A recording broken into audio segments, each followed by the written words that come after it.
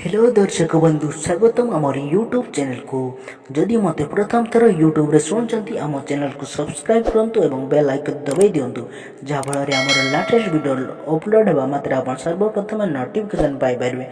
Friends तेबे चलंतु गोटे सुंदर स्टोरी रो स्टार्ट करिया। आत्मनिर्भरता आत्मविश्वास उपर आधारित।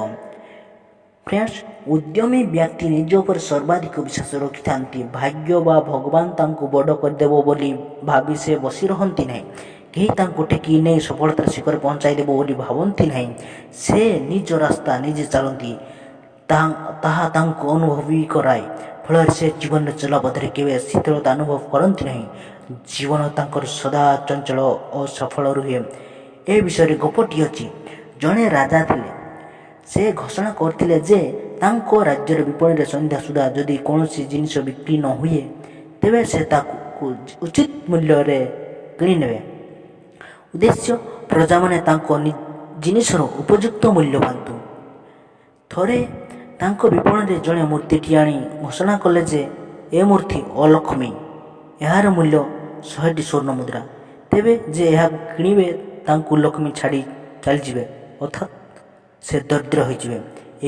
घोषणा पर कहीं से अलक्ष्मीर मूर्ति किणिले नहीं, किंतु राजा तांकर घोषणा अनुजाई ताहाकू संध्यारे किणिनेले। जदिओ तांकर मंत्री याकू किणिबाकू बारण करथिले।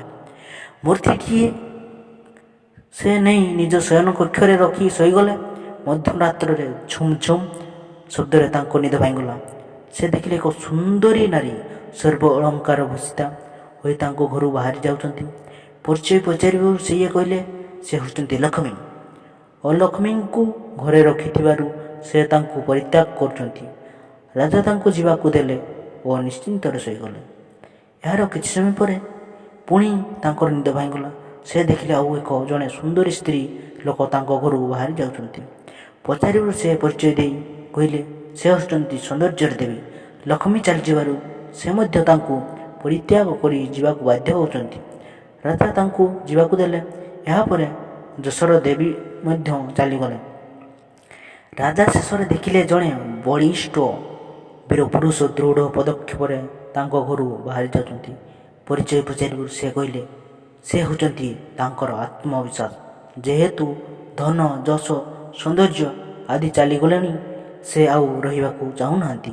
एथर राजा तांकर बाट जगी कहले जे से तांको छाड़ी जाई परिबे नहीं, कारण संसार रे धन जश प्रशंसा इत्यादि अन्य पाखरु मिलवा संभव, किंतु केही तांको विश्वास दे परिबो नहीं। एक कथा सुनी आत्मविश्वास और निर्भरता से वीरपुरुष राजांको सह रही गले। कहवा अर्थ यापर ऐश्वर्य देवी लक्ष्मी सौंदर्य और जशर देवी जनक पर जड़े आसी राजांको पाखरे रही गले। यही गपर अर्थ होची आत्मनिर्भरता आत्मविश्वास रहिले धन जश प्रशंसा इत्यादि प्राप्त हेबा संभव। अन्यथा आत्मनिर्भरता और आत्मविश्वास नथिबा व्यक्ति निजर धन जश और प्रशंसा हराई बसिबो। एही वीडियो जदि भल लागिथाय लाइक शेयर करंतु एवं कमेंट करंतु। धन्यवाद।